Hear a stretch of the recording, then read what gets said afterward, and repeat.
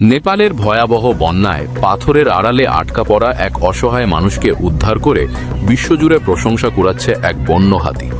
পাহাড়ের ঢাল বেয়ে নেমে এসে দলছুট হাতিটির এই অসময়ে মানুষের পাশে দাঁড়ানোর দৃশ্যটি এখন সামাজিক যোগাযোগ মাধ্যমে আলোচনার কেন্দ্রবিন্দুতে। স্থানীয় সূত্রে জানা গেছে, তীব্র স্রোত আর কাদার তোড়ে ভেসে যাওয়া এক ব্যক্তিকে নিরাপদ আশ্রয়ে টেনে তুলেছে হাতিটি। শুধু এটাই নয়, বন্য হাতিটি উদ্ধার কাজ শেষ করে নিরাপদে পাহাড়ি আবাসে ফিরে যাওয়ার আগে বিধ্বস্ত এলাকা ও ধ্বংসস্তূপ থেকেও কিছু মালামাল সরিয়ে দিয়ে গেছে। এছাড়া নেপালি উদ্ধারকারীরা যখন কাদার নিচে আটকে পড়া একটি গাড়ি উদ্ধারের জোর প্রচেষ্টা চালাচ্ছিলেন, তখনও হাতিটির তৎপরতা প্রত্যক্ষদর্শীদের গভীরভাবে মুগ্ধ করেছে।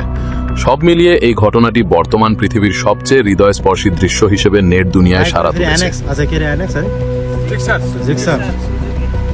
বন্যার পানি নামার সাথে সাথে মানুষের এই মাছ ধরার দৃশ্যটি একদিকে যেমন টিকে থাকার লড়াইকে ফুটিয়ে তোলে, তেমনি বিপর্যয়ের মাঝেও জীবনকে খুঁজে নেওয়ার এক অন্যরকম চিত্র।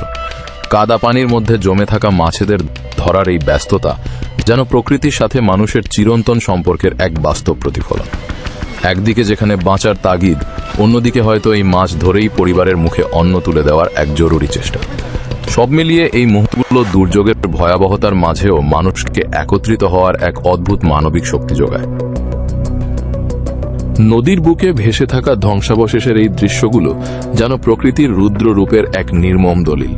পানির প্রবল স্রোতে ভেসে গেছে মানুষের সাজানো গোছানো ঘরবাড়ি, আসবাবপত্র আর বেঁচে থাকার নিত্য প্রয়োজনীয় বহু সামগ্রী। স্রোতের টানে খড়কুটোর মতো ভেসে আসা এই ধ্বংসলীলা বন্যার তীব্রতাকেই শুধু ফুটিয়ে তোলে না, বরং মানুষের দীর্ঘদিনের কষ্টার্জিত জীবনের এক মুহূর্তের অবসানকেও চোখের সামনে নিয়ে আসে।